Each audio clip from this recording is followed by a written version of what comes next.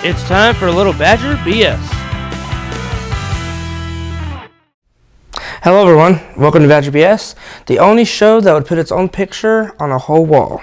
I am your host Q, and today I have the editor of the Ranger newspaper, Amanda Castro-Christ. How are you doing? I am doing fantastically, sort of.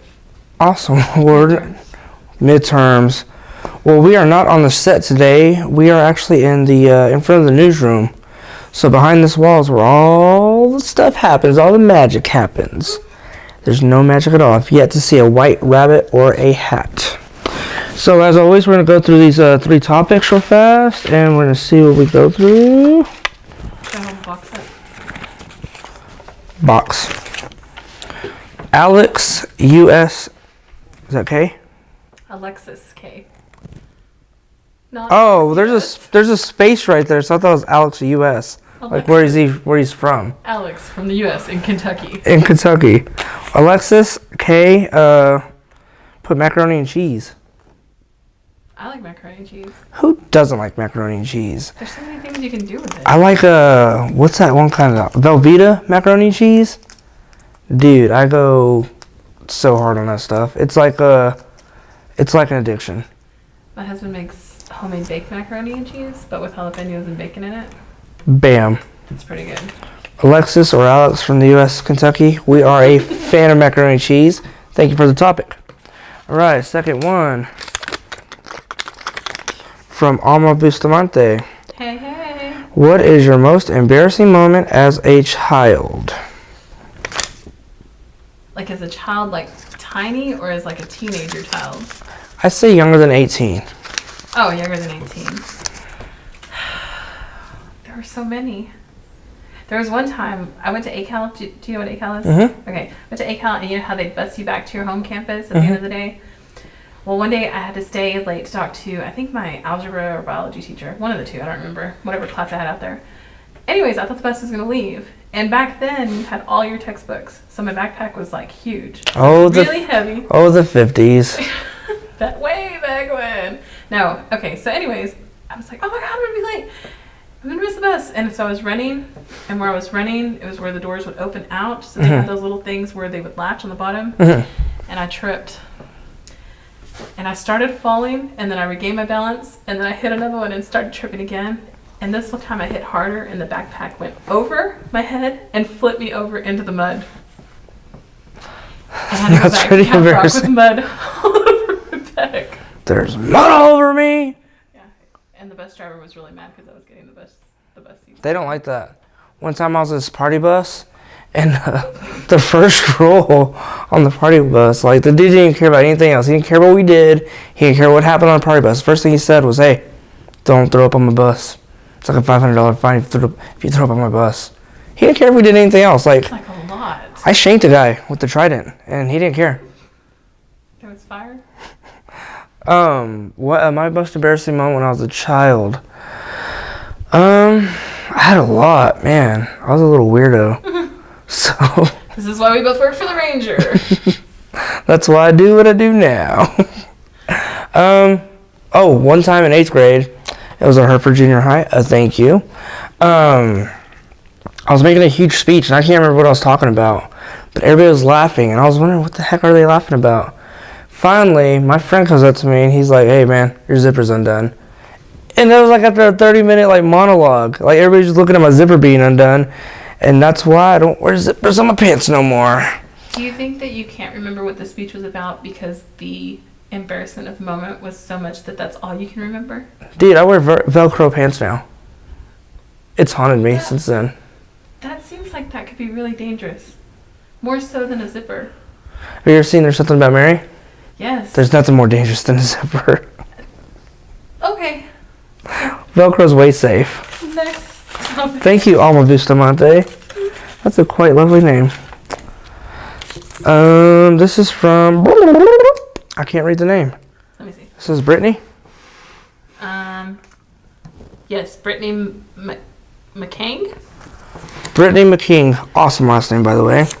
Forensic science is amazing. Mr. Porter, you rock. That's not really a question.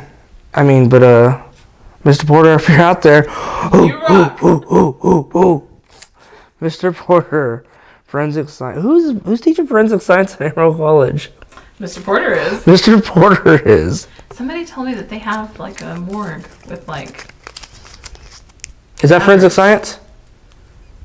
Maybe that's mortuary science.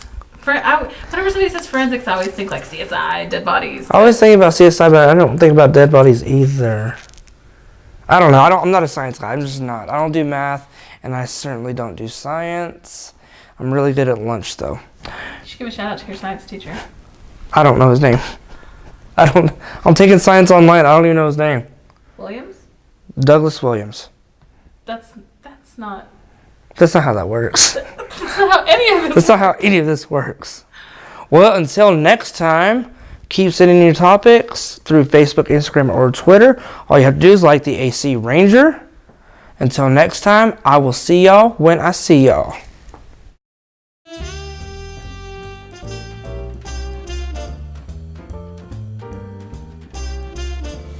How you doing? I'm great. How you doing? Good. And what's your name and what do you do at Amarillo College? I'm Joe Wyatt. I'm the communications coordinator at Amarillo College. Communications coordinator? That's right. So do you, like, if people don't understand what each other are saying, do you help them out? Are you I a translator? I try to coordinate. I don't translate, but I coordinate. Oh, okay.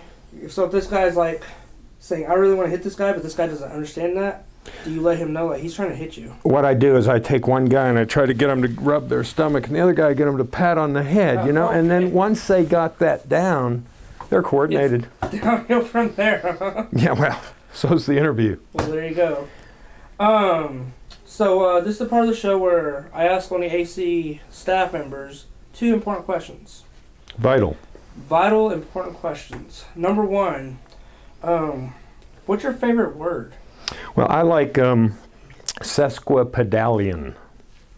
I have no idea what that means. Well, that's generally assigned to a person that uses literally words that are 1.5 feet long.